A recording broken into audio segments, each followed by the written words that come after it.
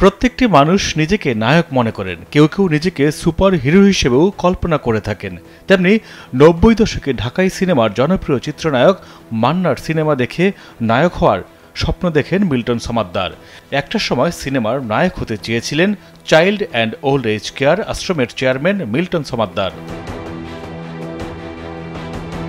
২০২১ সালের ২৪ March Milton Samaddar তার ব্যক্তিগত ভেরিফাইড ফেসবুক পেজে এ সংক্রান্ত একটি পোস্ট করেছিলেন। পোস্টে মিল্টন লিখেছিলেন, ছোটবেলায় স্বপ্ন ছিল নামকরা চিত্রশিল্পী হওয়ার। ৯০ দশকে নায়ক মান্নার সিনেমা দেখে ইচ্ছে ছিল বাংলাদেশ চলচ্চিত্রের নায়ক হওয়ার। নানা সীমাবদ্ধতায় কোনোটি হতে পারেন নাই। তারপর স্বপ্ন দেখেন সৎ এবং ভালো মানুষ হওয়ার। ওয়ালটন ফ্যানের অ্যারোডাইনামিক ব্লেড ঘরের কোনায় কোনায় ঠান্ডা বাতাস ছড়িয়ে হাওয়া বদলে নেয়। মৃত্যুর পর যাতে অনেকেই বলে লোকটি ভালো ছিল, দোয়া করেন যাতে সৃষ্টিকর্তা বেহেশতবাসী করেন। যদিও তার মানবিক কাজের অন্তরালে ছিল অন্য আরেক রূপ। গত ২৫ এপ্রিল মানবিক মুখোশের আড়ালে ভয়ঙ্কর মিল্টন সমাদ্দার এবং জীবনের ধাপে ধাপে প্রতারণা শিরোনামে দুটি সংবাদ প্রকাশ করে দৈনিক কালবেলা। এরপরই সামাজিক যোগাযোগ মাধ্যমে তাকে নিয়ে শুরু হয় আলোচনা সমালোচনার ঝড়। মুখ খুলতে শুরু করেন ভুক্তভোগীরা। এরপর মাঠে নামে দেশের বেশিরভাগ গণমাধ্যমের সাংবাদিক।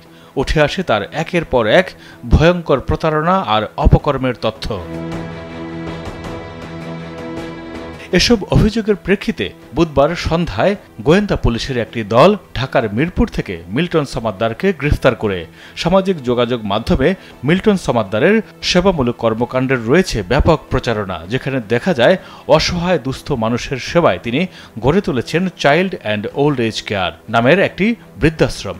রাস্তা থেকে অসুস্থ এবং ভবঘুরেদের কুড়িয়ে ওই বৃদ্ধাশ্রমে আশ্রয় দেন, করেন সেবা শুশ্রূষা। জনসেবামূলক এসব কর্মকাণ্ডের স্বীকৃতি হিসেবে পেয়েছেন সরকারি বেসরকারি নানা পুরস্কার। তবে ভালো কাজ যতটুকু করেছেন, প্রচার করেছেন, তার চেয়েও অনেক গুণ বেশি। মানুষের কিডনি সহ বিভিন্ন অঙ্গ প্রত্যঙ্গ কেটে বিক্রির মতো ভয়ঙ্কর অপকর্মের পাশাপাশি রয়েছে বহু অভিযোগ। এছাড়া আশ্রমে বৃদ্ধদের চিকিৎসা দেয়া না হলেও তার আশ্রমে চিকিৎসার খরচ বাবদ প্রতি মাসে ৩০ থেকে ৩৫ লাখ টাকা খরচ দেখান তিনি।